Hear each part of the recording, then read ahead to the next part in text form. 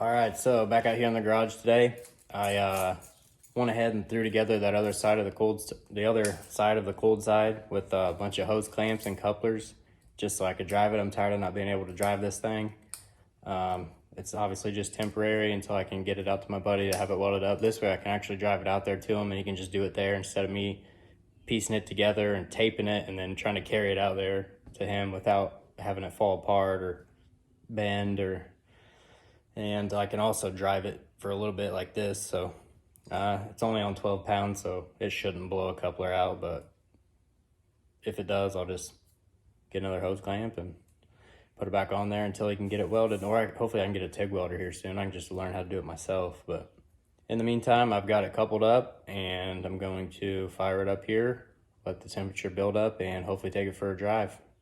There is a bunch of straw and hay that I pulled off the truck, so hopefully it doesn't catch on fire. That was when I went in the ditch and it's all stuck underneath the truck. I need to jack it up and power wash all that stuff out, but I got all the stuff off the engine and the exhaust, so hopefully nothing catches on fire. But if it does, I put a 5-gallon bucket of water in the bed just in case, just to be safe. I really don't want this thing burning to the ground. That would be terrible. But yeah, I'll go ahead and start it up and get it up to temp and take you guys along for a little ride. Doesn't have a grill yet. I still got to get a grill.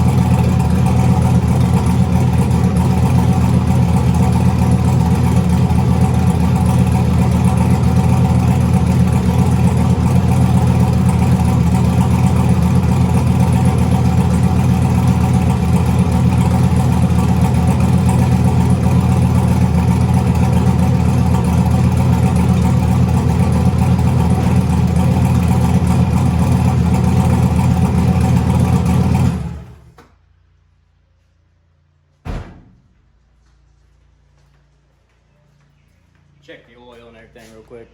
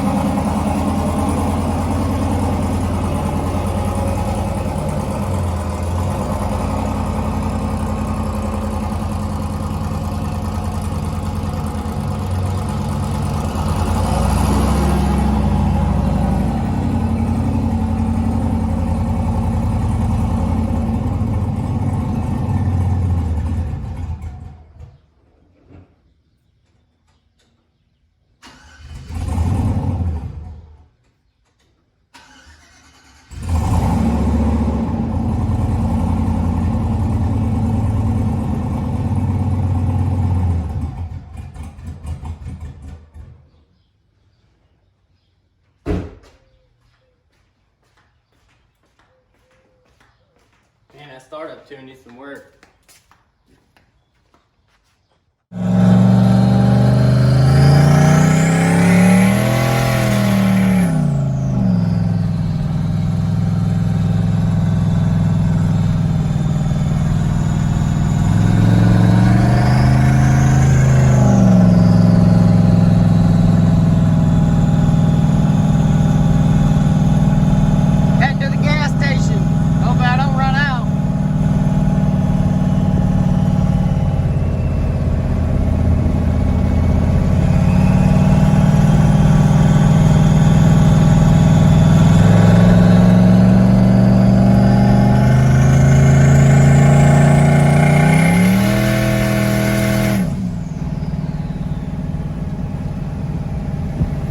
Pretty rowdy, to be honest. I mean, this truck weighs 5,000 pounds at least, and it gets up and goes.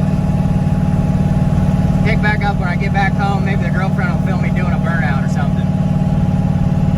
509 for freaking 93. I mean, I don't know where y'all are from, but hopefully it ain't that high, or it's probably actually higher.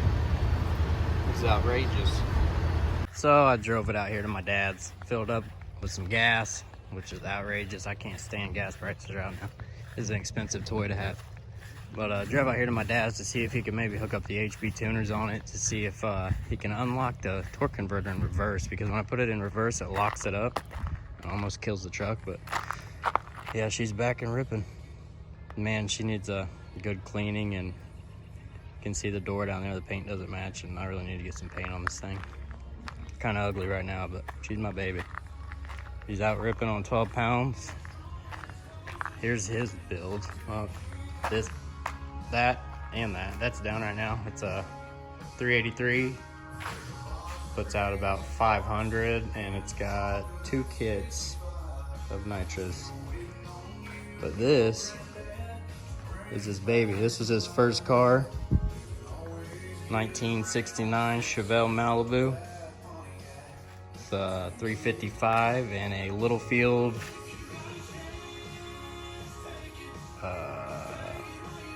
871, I believe. I'll ask him when he gets out here. Turn this music off.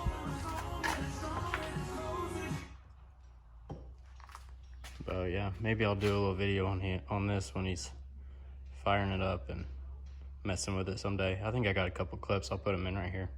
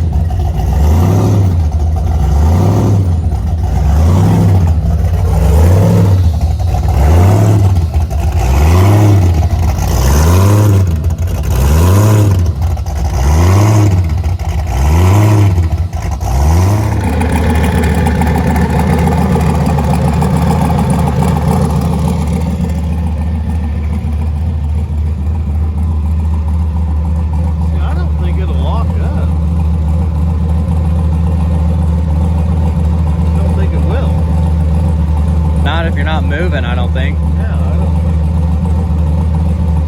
And if your brake is depressed, it automatically unlocks. So it can't lock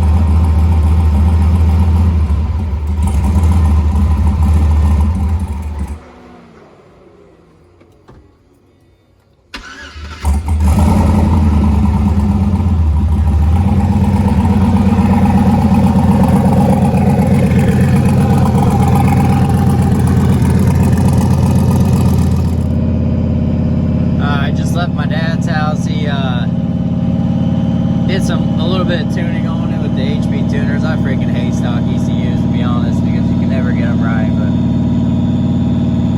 it's freaking so lean right now. I'm going 45. I can't hardly get up 50 right now. I'm just trying to limp it back home. Hopefully he can come back out with the laptop Saturday. He's meeting us when we leave to go to Cletus and Cars Indy Saturday. I hope you guys can hear me, but hopefully he brings the laptop with him and we can change this back, because we disabled the short trim fuel, and that was not the move, because if I get into this thing at all, it just goes straight to lean. But I was having issues with this thing to where I would drive it and it would be fine for like 20 miles, and then all of a sudden it would peg lean, start popping and banging and shooting black smoke out of the exhaust, and we couldn't get it figured out. We thought it was going into closed loop fueling, and we got to messing around on the HP tuners, and we thought that the change we made was what it needed, because it was running a lot better and it was idling better and everything, but we should have went and drove it. I mean, that's just common sense. I should have freaking went and drove it before I just took off and tried to drive it back home. But yeah, I'll tell him to bring the laptop back out Saturday and we'll get this thing sorted out so I can at least rip on it a little bit. It was a lot better before. But if anybody has any tips about why it starts doing that after a certain amount of time of me driving it, I would greatly appreciate it. Go ahead and comment and let me know.